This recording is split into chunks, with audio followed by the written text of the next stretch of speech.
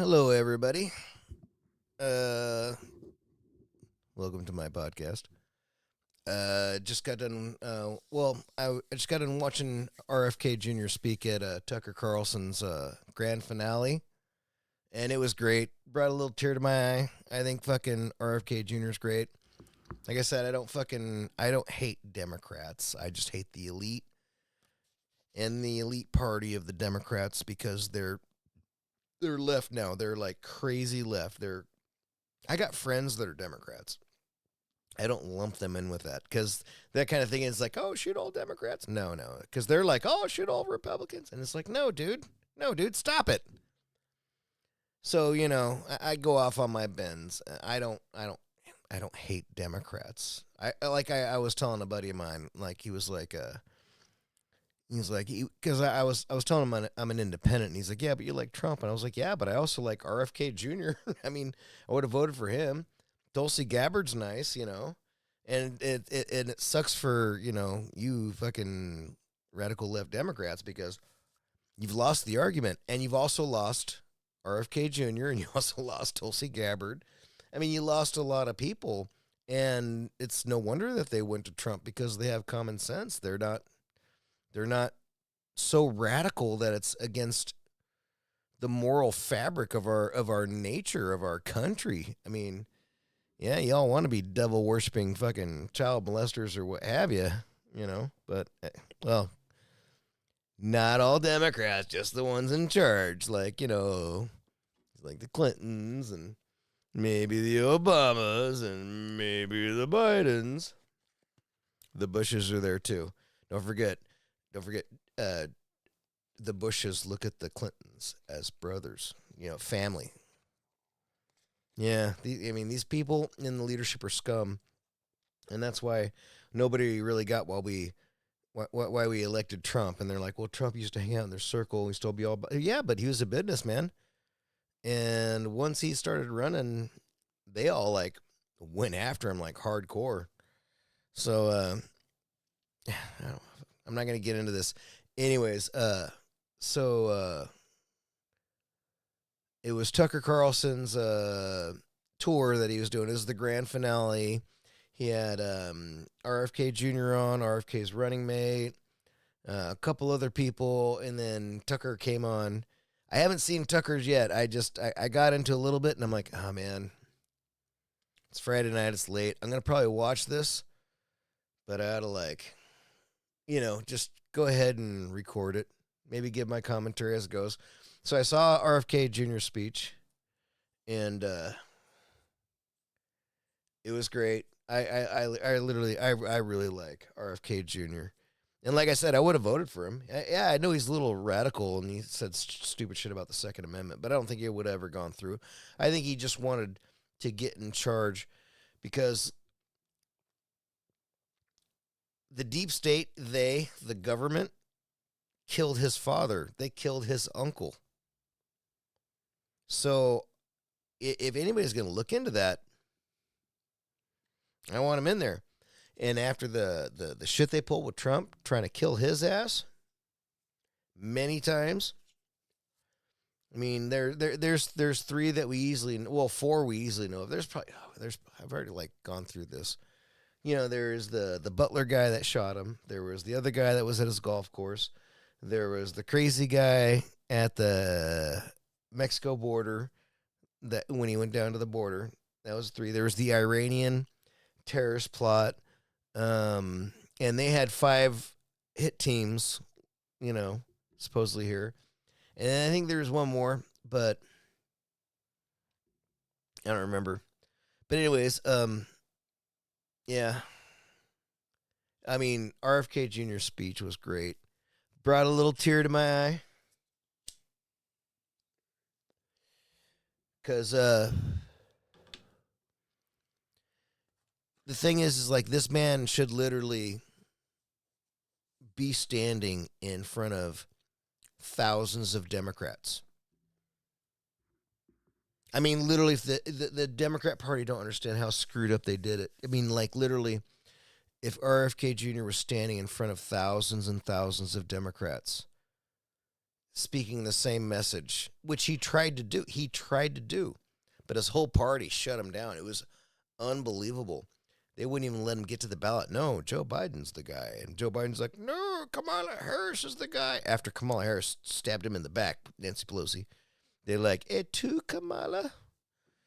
But instead, he talked to Trump. Trump got shot, and you got to hear his speech. He talks about how Trump got shot and then called him up, and they were talking and stuff. I mean, it was a very moving speech, even though he has a very bad speech impediment. He he doesn't sound good in the throat. But God bless the man. God bless the man. And it's funny because he's speaking in front of thousands of Republicans and Trump supporters. And that just shows you, you real Democrats, that Trump's 10 is big. It's for everybody. It's inclusive. He doesn't care as long as you're an American, you love the country, you could have different ideas, but for fuck's sakes, come into the tent and we welcome you. Not on the other side. That's how bad the other side got. They're vile, they're hateful, and we can honestly see that they don't know how to run the country. But I want to get into this.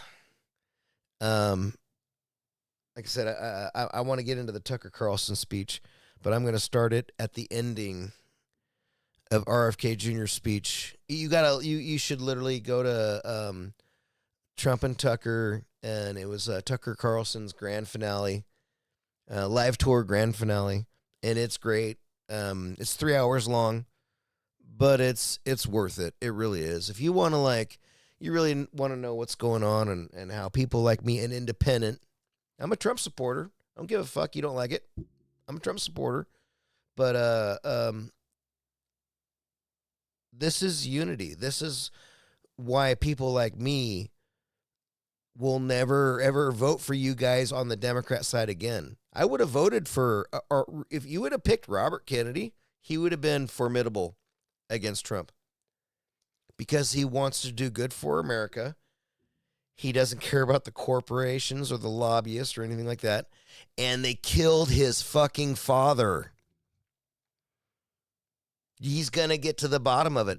Even if it was him and Trump, and then Trump loses and he became the president, I think he would look in the assassination attempt on Donald Trump out of courtesy, out of being an American. What the fuck just happened there? So Robert Kennedy Jr.'s speech was awesome. You ought to watch it. But I'm just going to go ahead and into the finishing remarks where he introduces Tucker Carlson and of course gives Trump his due respect. So here it is. And don't you want a president who is going to fix this country? Yes, we do. Don't you want yes, we can. a president who's going to end the addiction to foreign wars? And don't you want a president who's going to end the censorship and surveillance and return freedom of speech to our country?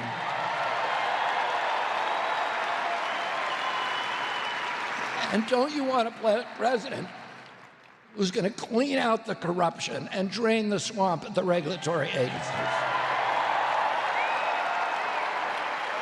And get the chemicals out of our food and protect our children and restore their health. This is beautiful. And make America the healthiest country in the world, which it was when I was a kid.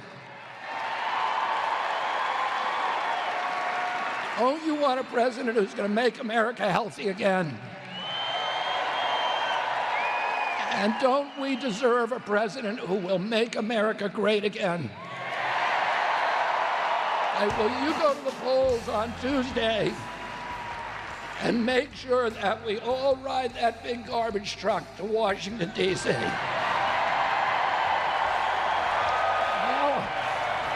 Look at all those people. Look at all those people. And those are Republicans cheering for Kennedy. It's great. And one of my great heroes, Tucker Carlson. Thank you all. Yeah. God, I love that man.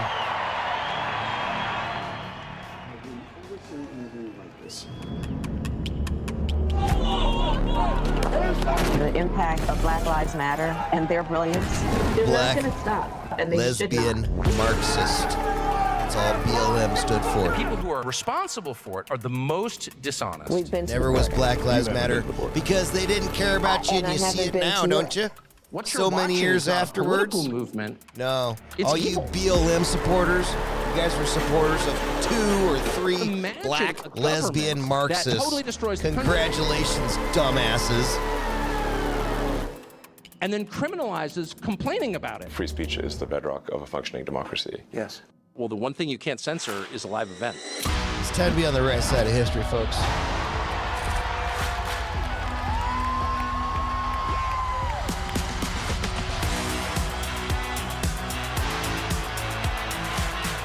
Haven't seen this yet, so we're watching it together, guys. When he stood up after being shot in the face, this was no longer a man. This was the leader of a nation. Trump is the man who can save the Western world. Call back Trump. Call back Trump. You've been with Donald Trump the last days. Now you're here in Spain. We're in downtown Madrid going to a nightly protest. Who blew up Nord Stream? You for sure. The second you decide to tell the truth about something, you are filled with this power from somewhere else. Try it. The more you tell the truth, the stronger you become. Yep. Free speech is the main right that you have. Without it, you have no other. Tucker Carlson's the man. You don't like it, fuck you.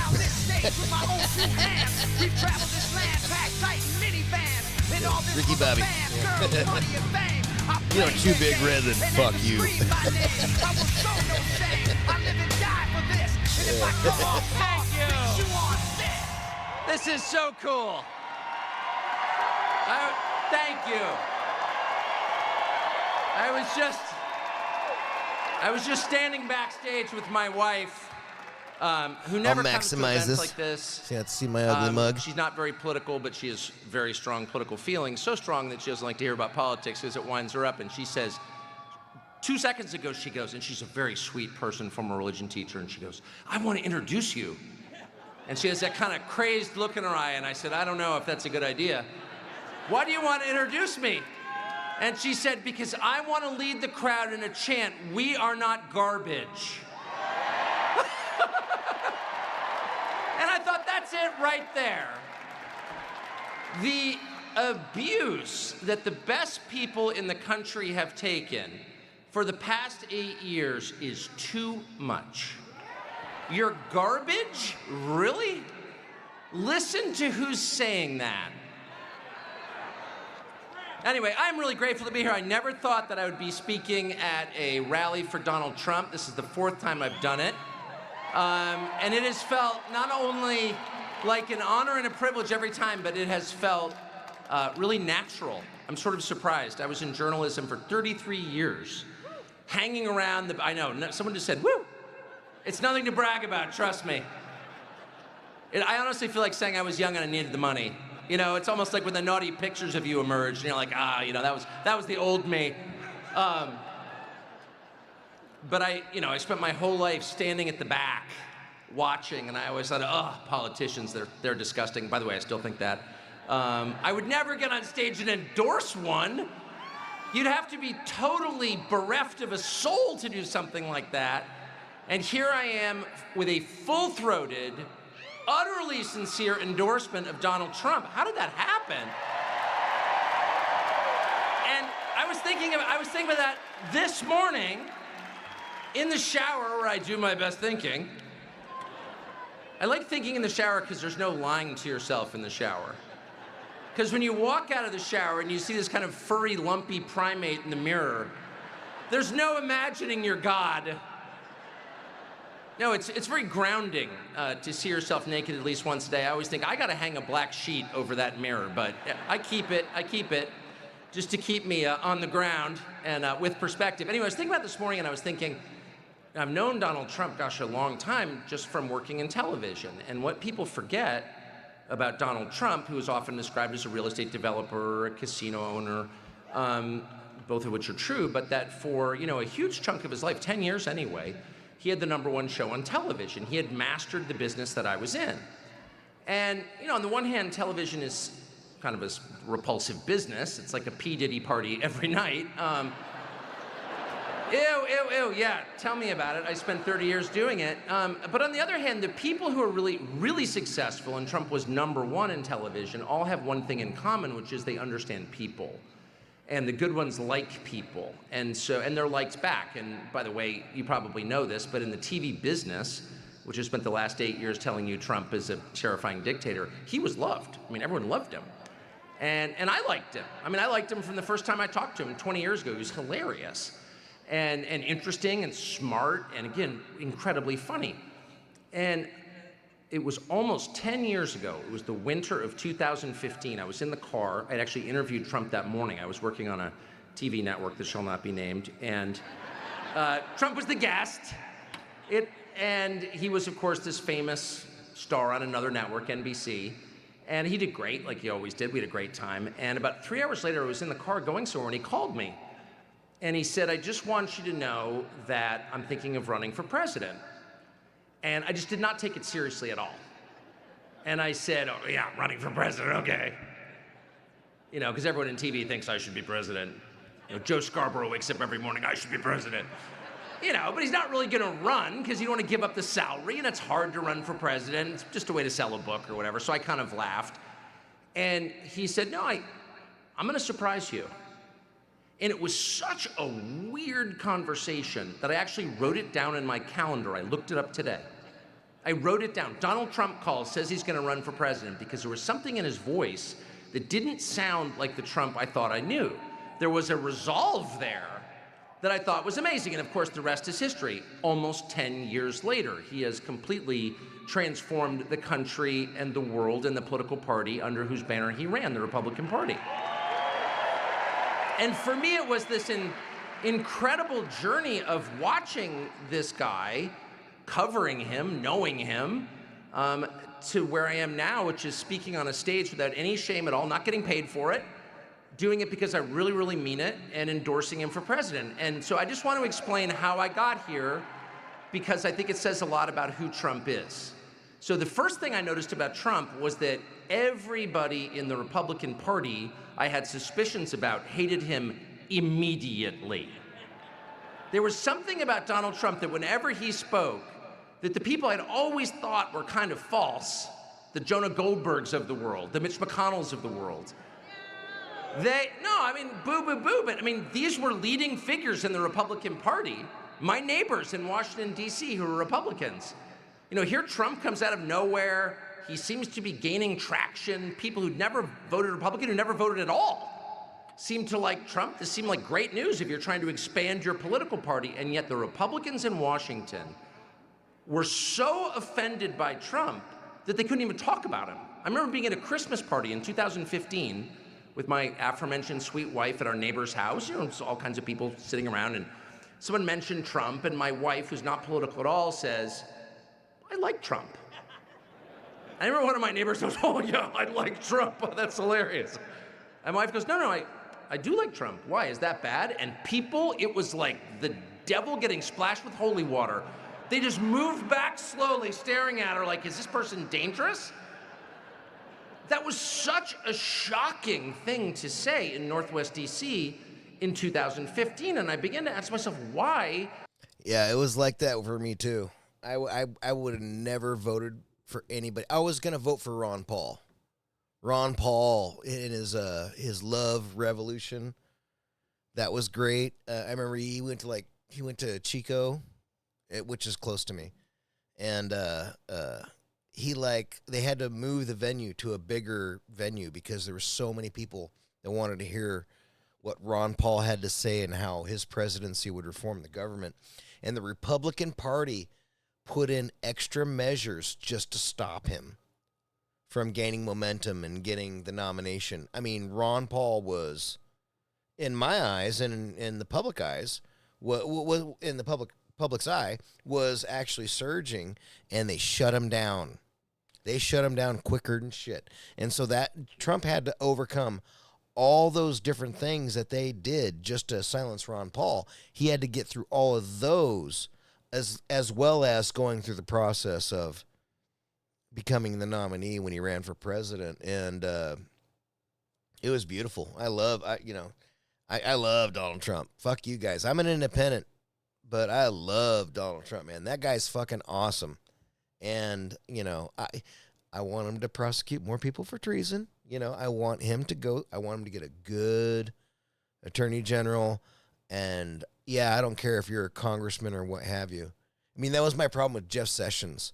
Everybody's like, yeah, Jeff Sessions and shit. And then I saw this article where some guy saying, he's an ex-senator, he's an ex-congressman, he's an ex-government official. They don't go after themselves, and I was so pissed.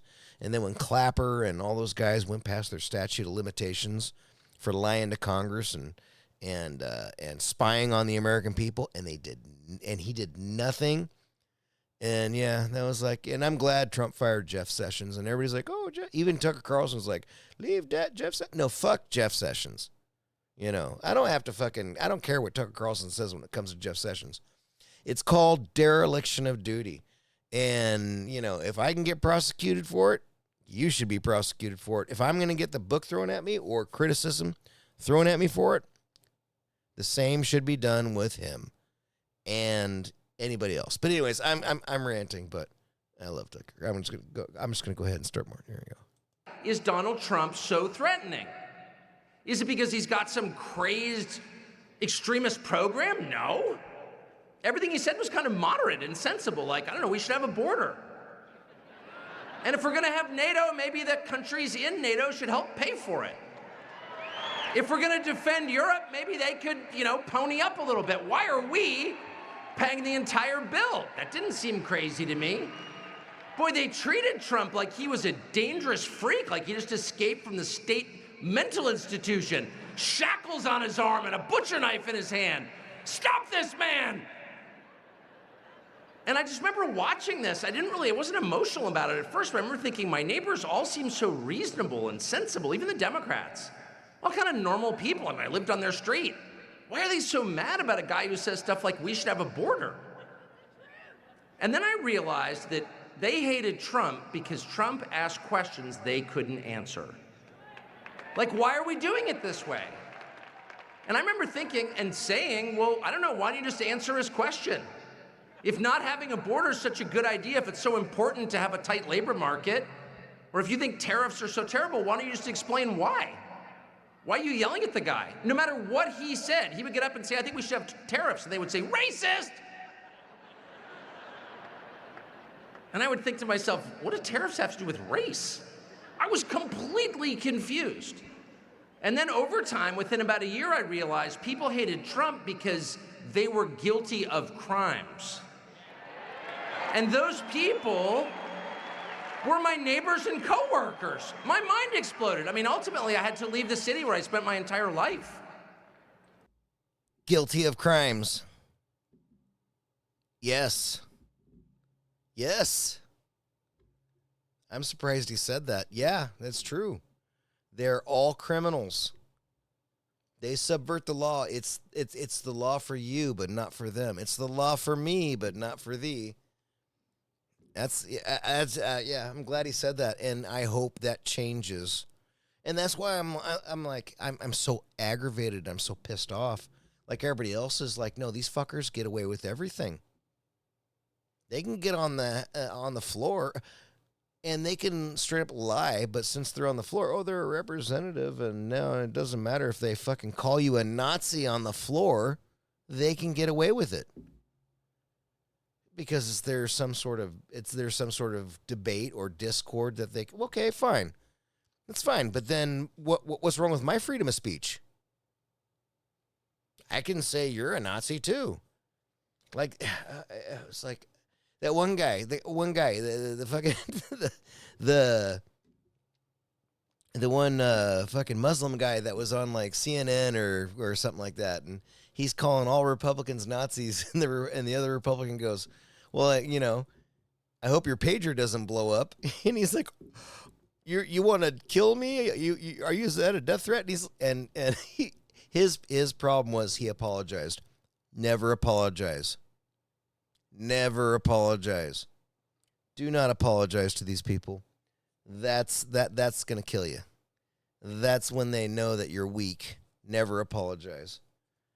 I would have said simply, I didn't ask for your death. I said, I hope your pager doesn't blow up. And he goes, are you saying I'm a Hamas? I'm like, well, you're saying I'm a Nazi.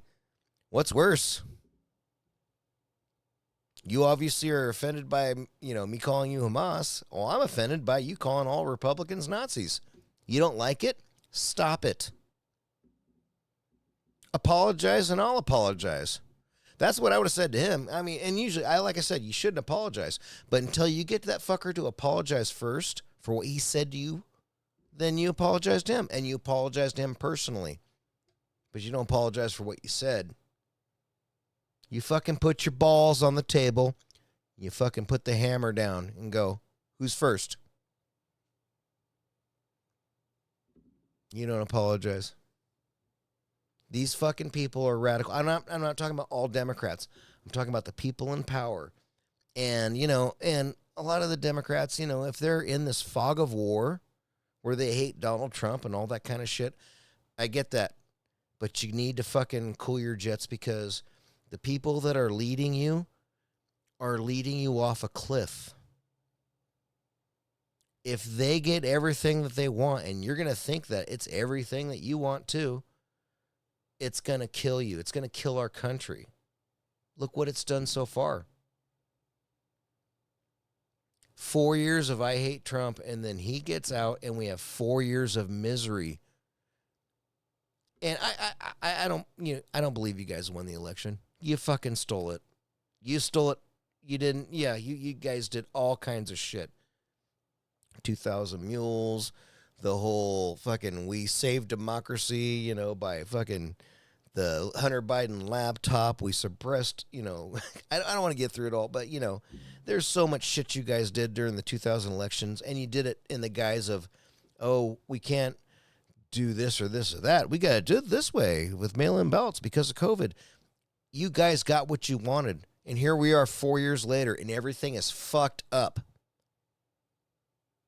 And I don't, as far as, you Democrats, that you're still with the whole program, but you think Kamala's going to make everything better. She's not.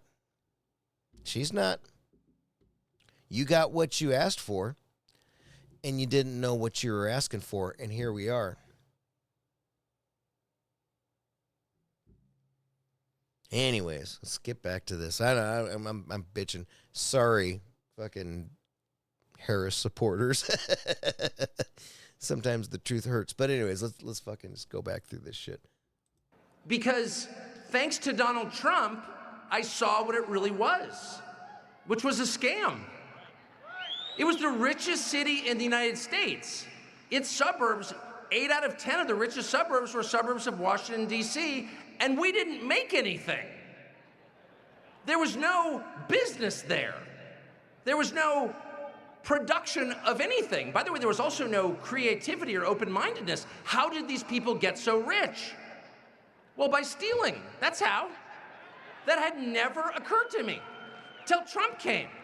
And yet everybody involved in the grift knew instantly the jig was up. If this guy keeps talking, we're in deep trouble. And I'm not even sure, and he's coming on stage in a minute, and maybe we can ask him. I'm not even sure that when he got to Washington, Donald Trump understood how corrupt the city was. I'm not sure he even knew. He sensed there was a problem. Neither he nor me nor any normal person had any idea that even before he got to the city, the CIA and the FBI would be working to destroy him. That's the threat that he posed to them. And what was that threat? Just being honest in a simple way about what he saw, telling the truth. They saw the truth as a mortal threat, and they see the truth as a mortal threat now. I really think, I mean, look, let's be completely honest. Donald Trump is the choice of American voters for president.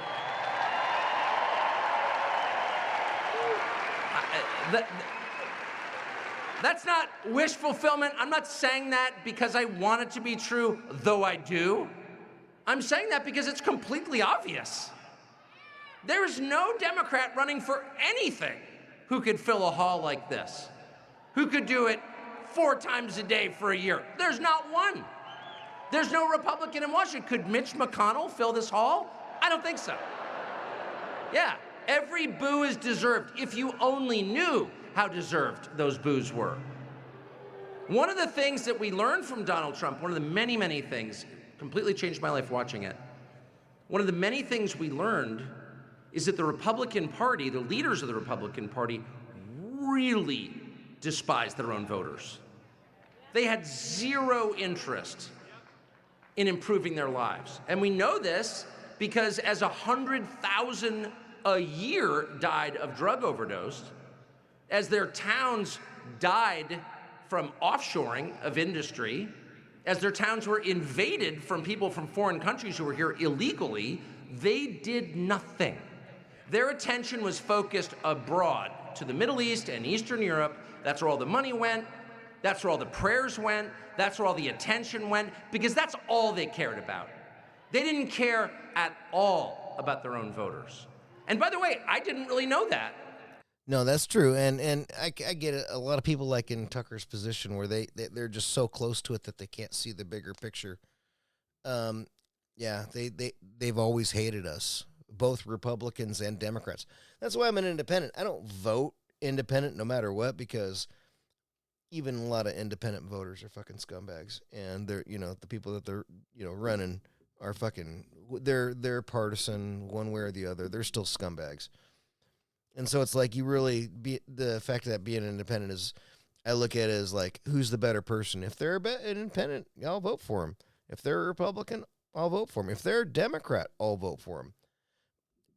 The Democrats these days are just, they're crazy. They're out of it. But the Republican Party did hate their own people just as much as the Democrats do.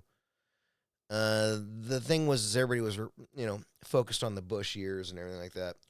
And then, we got the black president, and everybody thought that was going to, solve the racial divide between whites and blacks. Yeah, look, we all voted for a black guy. And we elected him twice. We're still racist. As a matter of fact, our country has gone through more hatred and more racism than ever since we got Obama in there. And guess who's to blame? Obama himself. He could have very easily tried to heal the racial divides. Instead, it's like Trayvon Martin could have been my kid or what have you. And so that guy was just a scumbag. And then, you really look into Barack Obama. Well, his mom was white, and she was a honeypot for the CIA. His real father is Frank Marshall Davis out of Hawaii, communist pornographer. And his grandfather on his mom's side was CIA. So they, Obama was he was bred for it. I think literally when it comes to these elites and the way they like to run their government and stuff, nothing's by accident, nothing's by coincidence. And I would not put it past them to breed somebody just to become the next president.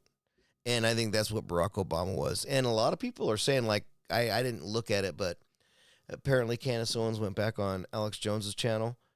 And it's good to see her back on there. I'm glad she's talking with Alex. And but, like I said, he actually boosted her career. She was red pill black when she was on his, originally on his show and stuff. But she was talking about the CIA connections to Kamala Harris. I got to watch it still. I don't know about it too much.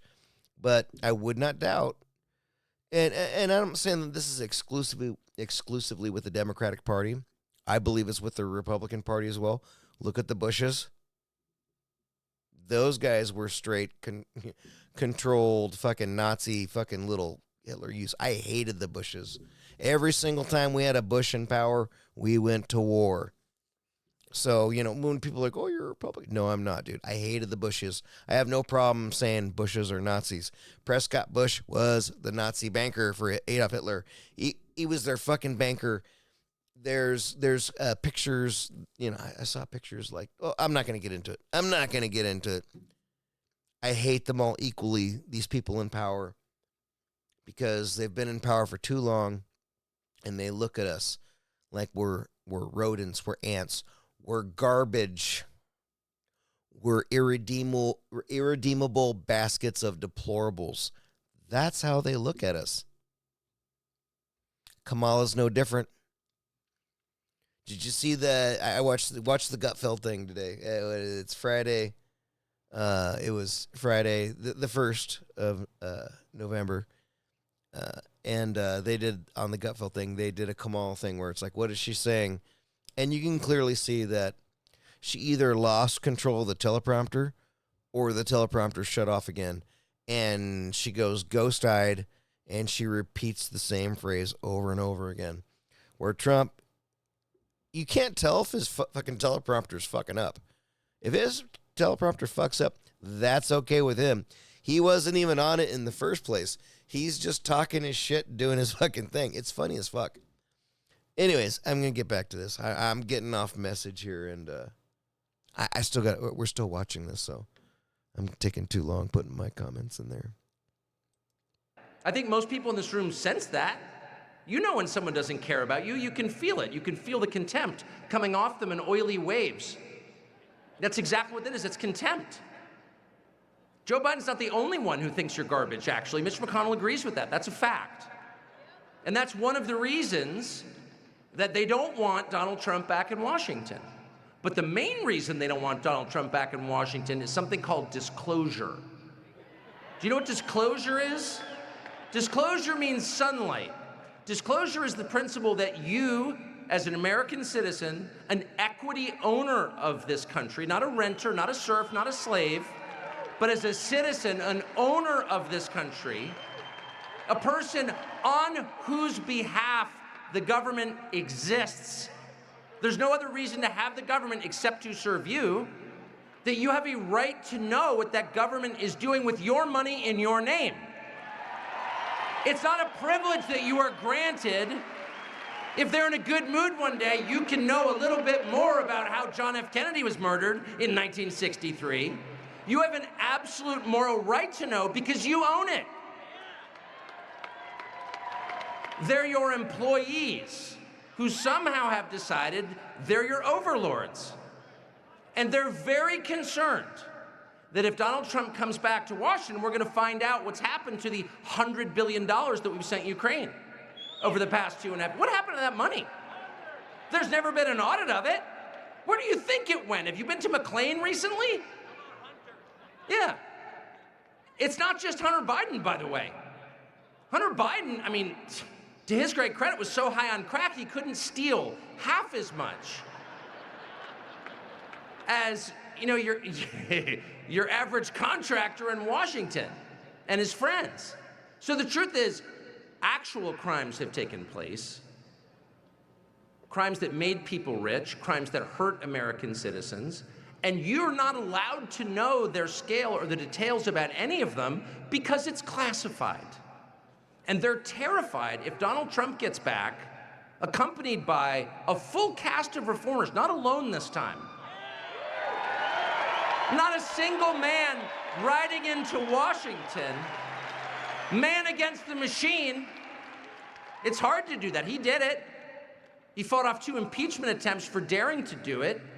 But if he comes back with, I don't know, Bobby Kennedy and Elon Musk, when he comes back with an army of people who know exactly what's up, they know what's going on, they know where the bodies are likely to be buried, and they're coming with shovels to dig them up. What you're seeing now is actual panic and desperation. That's right. That's right. And I guess I've kind of backhandedly defended Hunter Biden on the grounds that he was so out of it, he had no idea what was actually going on. He was high. I'll He was extend really high the on- same courtesy to on Kamala coke. Harris. She's probably really high too. And that creepy guy who's following around on the campaign trail. No, By that the guy way, needs to be looked at. AOC Tim just Walton's said the other day, fucking speaking creepy. of which, AOC, that would be Alexandria Ocasio-Cortez. I love that. She's this revolutionary who's named after a conquistador and doesn't even know it. Your last name is Cortez, honey. Sit this one out. Yeah, no shit. Excuse me. And people would be like, Larry Mussolini shows up and is like, no, I'm against fascism, really. All right, got it. What a moron. But she was at a rally in Vegas yesterday and she goes, Doug Emhoff is the model of masculinity. Yeah, Oh, man. Yeah. Poor girl. Memo Poor to any girl. unmarried women here, do not date a feminist man. They'll smack you around, trust me. It's the weak ones you have to be afraid of, but it's the strong ones they're afraid of. That's Because true. they know that what they've done and have been doing for decades could be exposed. And this is existential for them. So I would just say, without putting too fine a point on it, but every person in this room senses what I'm talking about, do not underestimate what they are capable of. They To are them, evil. this is not an election. It's much bigger than that. These are people who think they have a moral right to rule. And that you... Yeah, when he says a moral right to rule, it's something that comes from like imperial Rome. Fascist. So when they call Donald Trump a fascist, if you look at Jordan Maxwell's shit, fa is God's law. And so fascist is like God's rule over man or what have you. And it was represented by a bundle of sticks with an axe head. And it's like, together we are strong, but the axe head is the God. It's the emperor. And then Jew came out, and that was like, so fa is God, and Jew was man. And so justice, Jew or justice was, man's law. These guys don't believe in man's law. That's why they break our laws all the time. They think they have the right to rule over all of us. They are the true fascist. I don't know. That's what this is getting to me about. Yeah, they are evil people, and they don't care. They'll break the rules. I mean, look, the whole presidential immunity or executive immunity with like Steve Bannon just got out, and he spent 4 months in a prison because he defied Congress because his lawyers told him you can't go there because you have presidential immunity. And Trump even said, yeah, he's got presidential immunity. And so he didn't go through with their subpoena. And then Merrick Garland, the guy that Obama tried to get in after Steve Scalise died, the Supreme Court justice, they tried to push him in. And that was the only thing that Mitch McConnell did that probably helped save us was he's like, well, we can't do this on the election year. And blah, blah, blah. The turtle. And so, and of course, he would have got reamed for it if he would probably been immediately replaced. But and Steve Scalise's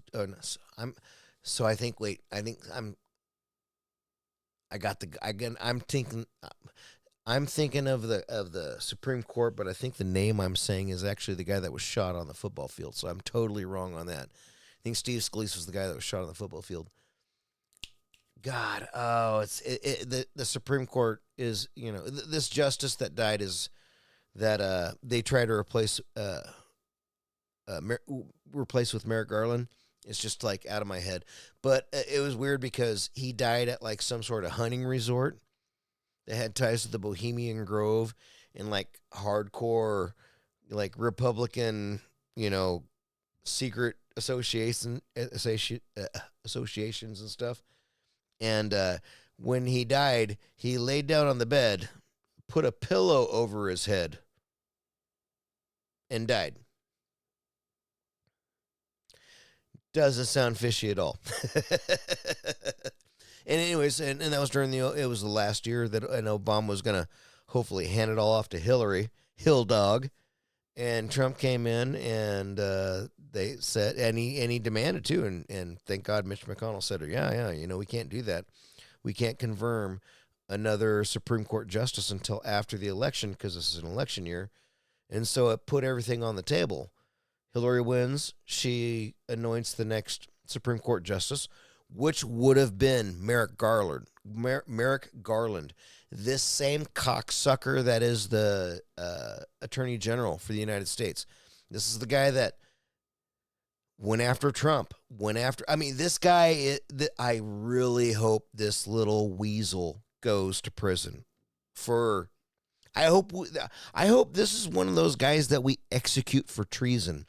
This guy is such a bad news, and thank God he never became a Supreme Court justice. He is corrupt to the core. He is evil to the core, and he doesn't care. I know a lot of Christians will be like, oh, blah, blah, blah. And I'm just like, yeah, that's fine. I'm not a Christian, and I'll do it for you. The man, I will say for you, this man, after how he persecuted all you guys can all forgive and forget. Why? If we forgive and forget and move on, he's going to do it again. Generations down the road, somebody else is going to do it again. If I remember correctly, during the Nuremberg trials, a lot of the Nazi guys were like, I only did it because I was following orders. Okay. We hung them anyways. Because they should have known right from wrong. And with the whole COVID thing and shit that happened since then, since Trump left office, and because COVID happened, during Trump, but Trump left office and COVID got even worse, and these people got more authoritarian, and they pushed it to the brink to see what they could go against until people started fighting back and saying, no more, we're done with this. So I think we do need to have Nuremberg trials again. And if it looks like we got to even, I don't know, try and hang local politicians, not just the ones in D.C. or anything like that, but the local people, the mayors, the governor, Newsom, who had his little party at the what the hell do they call it? The French something? It was something in Southern California. He's sitting there indoors without masks after he declared masks with health officials that were telling him what policies he should pursue during this pandemic. And it was already, we got to have masks, everything like that, can't be indoors. He's having a dinner with these same motherfuckers that are fucking lobbying for him to do it and all that shit. Nuremberg trials. And if people I get it, a lot of these, agencies or whatever, and these people in these agencies and these people in these departments and everything, they're not necessarily the ones in control, but they're pushing it, promoting it. Okay. And even Gavin Newsom, he's probably part of all kinds of secret societies. He's related to Nancy Pelosi. And so he's probably sucked dick for his position, just like Kamala Harris. And so if that is the fact, then who told him what to do?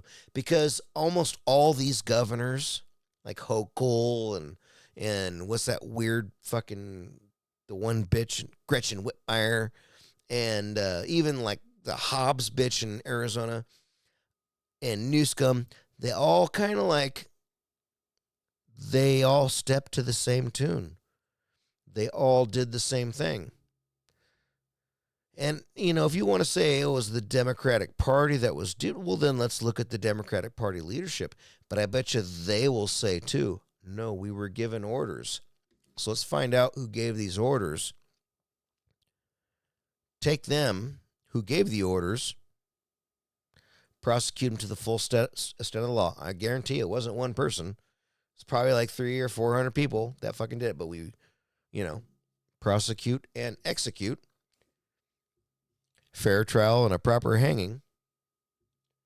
And then we look at Newscomb and Hochul and Whitmire and all these people and go, you're on trial too. But I was just following orders. That's just what the Nazis said, and we hung them anyways.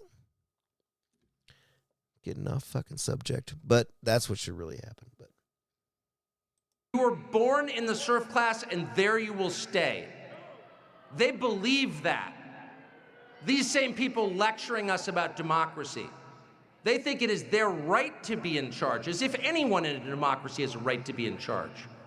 People serve at the pleasure of the population for the benefit of the population. It's literally that simple. But they don't believe that.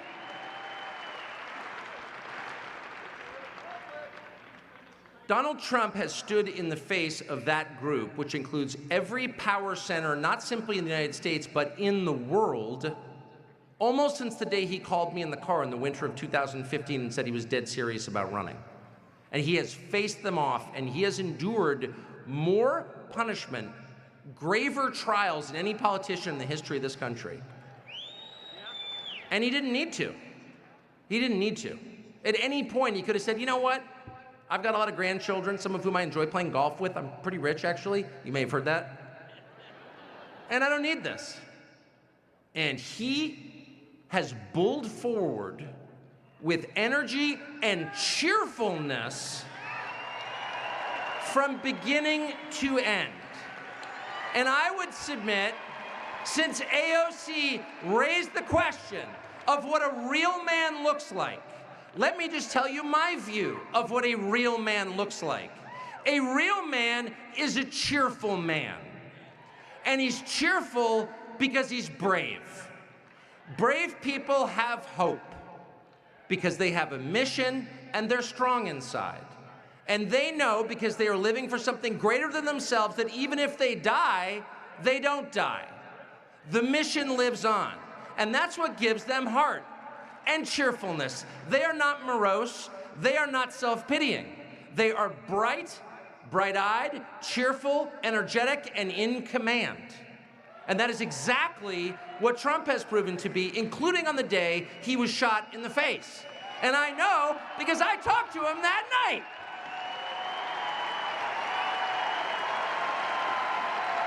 And he made a joke about it. And I sometimes think, I'm a pretty tough guy. I've been fired by all these cable networks. It's really hard to be fired by a cable network. I've really been through it. Thank me for my service later.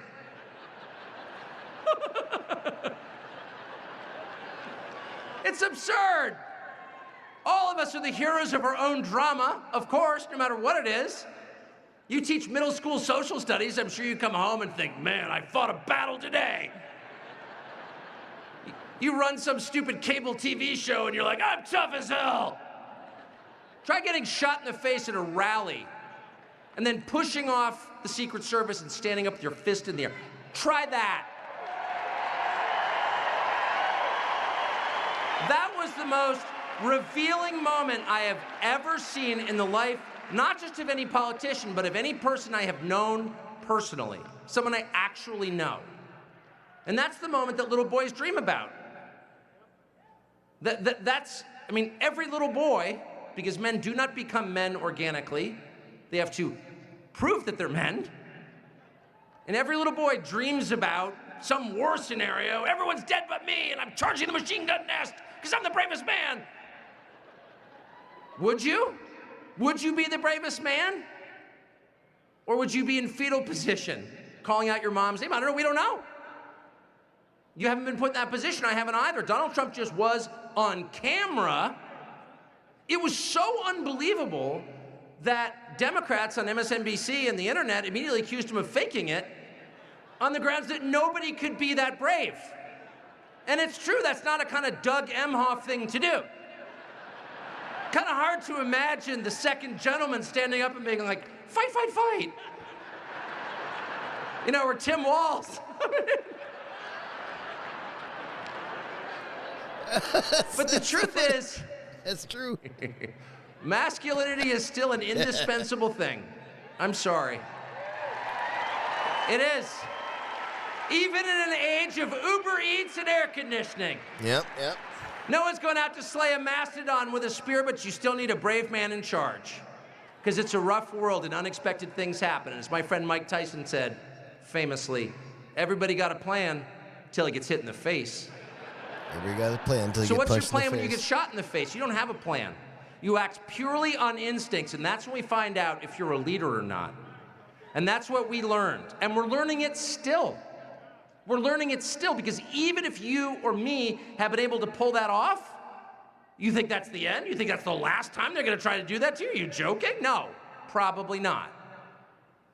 You think even if you manage to get the most votes, you can get elected. If you get elected, what's going to be like to govern? It is an unending struggle every single day to represent the people you've promised to represent, the people who otherwise have no representation. None. Yeah, because the people you elect don't give a fuck about you. Outside of Donald Trump, very few people in Washington care about you, and I mean that. Because you're not Ukrainian. Yeah, no shit. But he Doug does LaMalfa, care.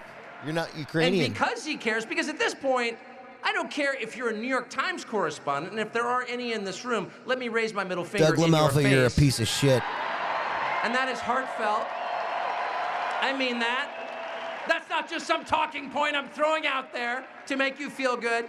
My hostility toward legacy media is earned. I know them. They're worse than you think. But that's not just a talking point. That is real. Someone who is willing to... I'm sorry, I gotta pause this. I really hate Doug LaMalfa. He is my congressional fucking... I voted for the guy, and then he started giving billions of dollars to Ukraine, and I watch InfoWars a lot, and so Alex Jones fucking points out the fact that, hey, remember back in 2014 when all these Nazis fucking took over the Ukrainian government under the CIA, with the CIA with the CIA's help, so we fucking helped fucking Nazis get into Ukraine and fucking establish power. And then Doug LaMalfa wears his little fucking lapel pin with a little fucking Nazi, the Ukrainian. I'm sorry, if you're from Ukraine, I don't think you're a bad person. I don't think you're a Nazi. I love you. But if you're part of that government, it should be looked at as Nazi Ukraine, just like we looked at Germany with the Nazis in charge as Nazi Germany. So, the fact that Doug LaMalfa, and I fucking called him, I probably wasn't appropriate, but I called him and I ripped his fucking ass for it. Of course, he wouldn't take my call. Everything was recorded. And at that time, I didn't give a fuck if it was recorded. I even gave him my fucking address. I didn't give a fuck, dude. It's like, fuck you. How dare you fucking give Nazis money? And they're attacking the Russians. You wonder why Russia invaded fucking Ukraine? Was because the fucking Ukrainians were fucking killing all the Russians on the outskirts, right next to the border. They've been there for thousands of years, and they were all fucking Russians. And they're a Russian-speaking language. They called their language pig language, or fuck, I don't know. But the fact that Doug LaMalfa fucking gave them money, it just pisses me off. So fuck you, Doug. The election's on right now. It's after midnight, way after midnight. So it's the 2nd of November, and in 3 days, I'm going to cast my vote. Guess what I'm leaving blank? Your fucking approval. I'm not going to check your box at all. I'm going to vote for Donald Trump.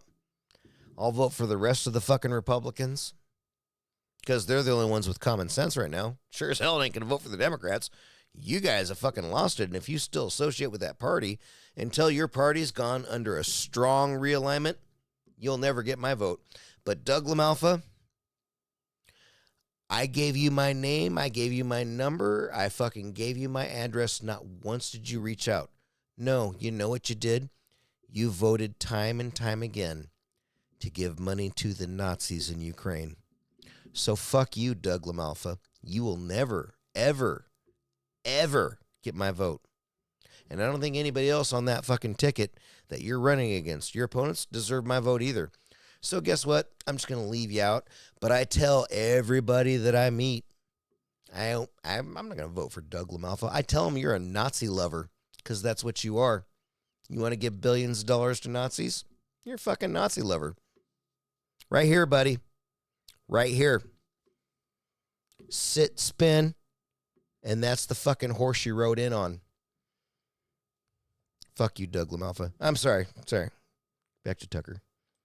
To do that on your behalf is not only the man you need, he's the only man who can represent you. Because that's what it's gonna take. You're gonna have to stare down the barrel of the hate aimed at you, not just from assorted people on the internet, but from the most powerful people on the planet, and you're gonna have to stand up as straight and say, onward, with a smile on your face every day. And he's the only person I have ever met in my entire 55 years on this planet who can do that. So with that, let me get my handheld mic to introduce the former and next president.